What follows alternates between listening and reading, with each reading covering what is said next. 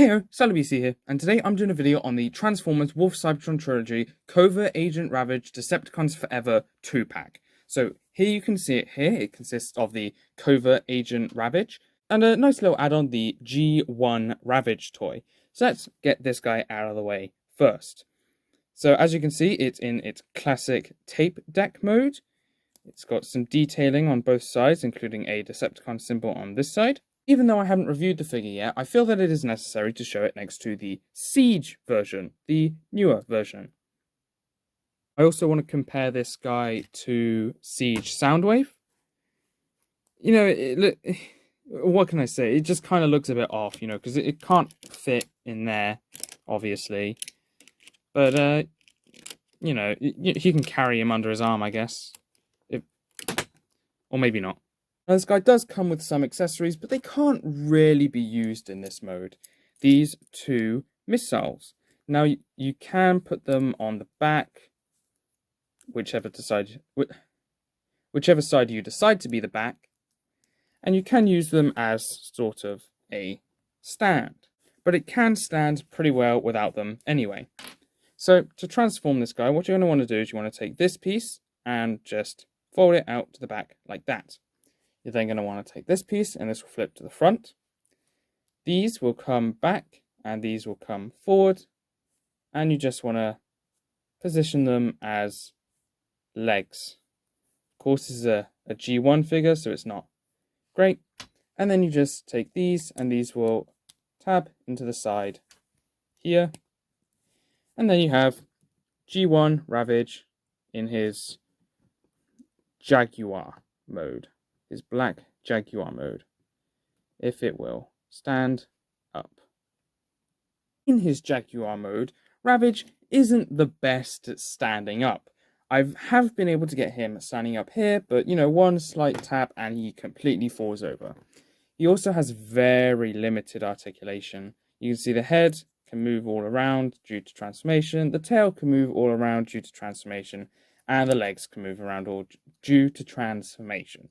They can't move much. You can see they move forward, back, the knee bends and the foot bends a little bit, but it's not really all that good. Again, here he is next to Siege Ravage. You can see the Siege version is a lot smaller and also a lot thicker.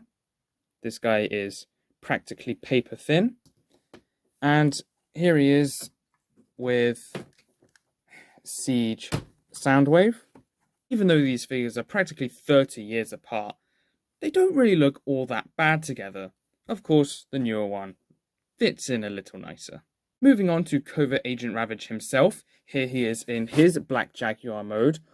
Obviously a lot more reminiscent of his appearance in Beast Wars, as this is what this figure is supposed to emulate. Even if he didn't actually transform into a Black Jaguar in the show, instead turning into his classic tape mode, I still think that this mode looks really nice and still fits the whole Beast Wars sort of feel. Of course, here it is next to Kingdom Cheetor, another deluxe organic catformer. And as you may be able to tell, the legs are practically the exact same. The feet are actually different, but to be honest, I was assuming that this guy would actually be more of a remold rather than just reusing some pieces. And here he is next to Optimus Prime as well. This is obviously a very, very big Jaguar, but that is beside the point. And here he is next to the little Siege Ravage and Soundwave. I think they look pretty good together. For articulation, this guy has fairly limited articulation for the majority of the body. He has these simple legs that move backwards, and I guess these knees that are alright, and then some ball joints at the foot. There is a hinge at the tail. There is a swivel in like the midriff, I suppose. That's obviously for robot mode. There is a ball joint at the shoulder that moves forward and backwards as well as out. There is a bend at the elbow and a ball joint at the foot. And now we come to the head, which has a great range of movement due to the way that this guy transforms. It can move down that much. It can't really move up, but it can move left and right really well. And he also has an opening jaw like the Kingdom Ravage. Now moving on to transformation, as I stated before, this guy isn't just a remold of Cheetor, so the transformation is, for the most part, fairly different. So you first want to come to the sides and detach these guns / boosters. Come to the legs, move the legs down, fold out the feet and fold them up to the leg and pull out the foot, just like with the Cheetor. Same on this side. You want to move the tail back, and this is where it gets pretty different. So you move down the front arms, and you want to come to the head. This piece will detach here, come around to the back, and push these bits in like this. That will open up the chest. These pieces will move round to the back like this, and then you'll come here and fold these pieces out. This entire flap will fold down and the head will move up. The chest will close up like this. You'll unfold the arms, twist them around, twist around the fists, and the same on this side. And then you just want to peg these back into the sides, and you do want to take them off and put them back on because they're going on different sides, else the handle would be pointing out like that. And there is Covert Agent Ravage in his robot mode. Now the first thing you might notice with Ravage's robot mode here is that his robot mode head is the same head as his beast mode. And that is because in the canon, his robot mode is supposed to replace his original black Jaguar mode. And that is why he has this awesome Jaguar beast head for his robot mode head. And I really think that they could not have done anything better for Ravage, considering he never had a proper robot head. And as I've already stated, this head has quite the bit of articulation. It gets limited a slight bit in robot mode. It can't go up or down as much, but it's still really good, and it still has the opening and closing mouth. The chest is very nicely detailed with this cool red bit down here and this sort of gold, I guess, crescent moon kind of in a way. The arms can move around like this, and they can move all the way out like this. There is a bicep swivel, as well as a double elbow. And there is a swivel at the hand, a wrist swivel. But it is a bit weird. Like, it just looks a little bit off. You can't really see it on camera because the lighting isn't great. I can't really get the lighting in there. But just trust me, it looks a little bit off. There is a waist swivel that is partially limited by all of his back kibble. The legs can move forward this far and back that far. They get limited by this bit here. There is a bend right above the knee, which is kind of useless. Like, really, you want a thigh swivel, but it's fine. At least it isn't below the knee. And then you get a bend at the knee, and there's a foot articulation as well as an ankle pivot.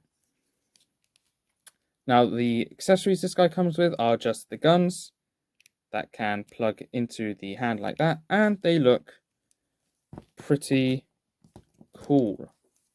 Now, of course, this guy does have a bit of back kibble, which, is a little bit of a shame, but it doesn't look awful. It kind of, it shows that he turns into a black Jaguar. For size comparisons, here he is next to Optimus Prime, looking, pretty good. Even if these two characters would have never interacted in this way, it's still pretty nice. And here he is next to Cheetor. And as you can see, they look completely different in robot mode.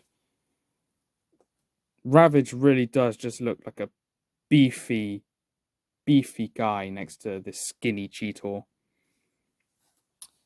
And here he is next to Siege Ravage and Siege Soundwave.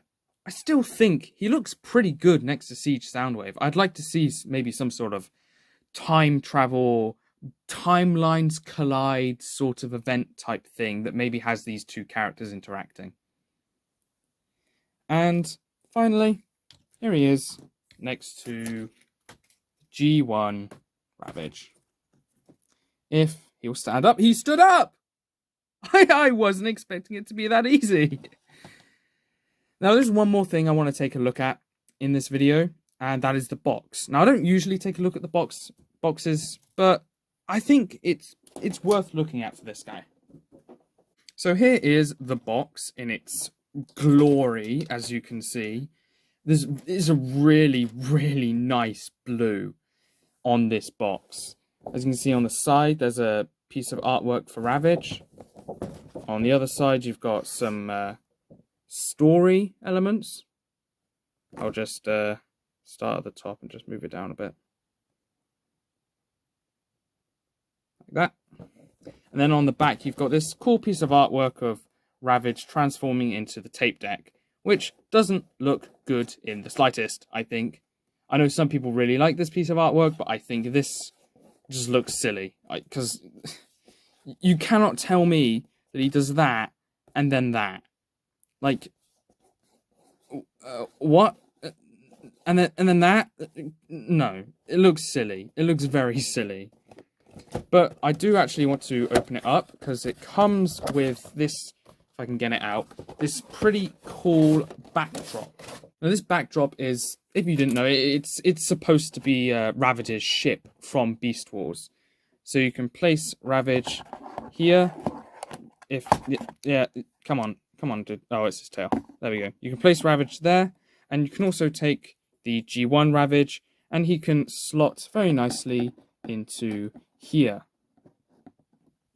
like he does in the original show. He'll transform into it and go into, and also like it does on the back of the box. I've heard that this is much better than the previous Hasbro Pulse pack like this, the Quintesson Pit of Judgment, because this had a plastic insert that it was attached to, whilst that was just attached to the backdrop, which sounds incredibly stupid. One issue that I do have with this backdrop is that yeah, it's not very stable. It can fall over very easily, which is why I don't use it. I keep it in the box. And yeah, this is one box that I think I'm definitely going to keep. I have pretty much all my boxes from like the past 2 years, but I'll probably bin them at some point, most of them. There's not going to be many boxes I keep. I'll probably keep the Devastator box set box because it's big. I'll keep that box, like I said. I'll probably keep the Retro Headmaster boxes because they look cool. But besides that, really, and the collaborative boxes, they're nice. But besides that, I'll probably bin them, all the others. Anyway, that that got off topic. But yeah, I like this pack, even if it's a bit expensive. You know, it's a G1 re-release of Ravage, which will literally stay in a box for the rest of its life. Like, I'm not going to use this at all. It used to live on my desk, but I ran out of space for just leaving it on the floor. I'm just leaving it lying down. And this is essentially like a deluxe. This is like, it's a large deluxe for modern deluxe standpoint, but it is still definitely a deluxe. And 50 quid, 45, 50 quid for this, it's a bit much, but it is really, really nice. It did what, like, made it to number 5 of my top 10 this year, or last year even. But yeah, that's about it for this video. So I guess that's Salut BC out.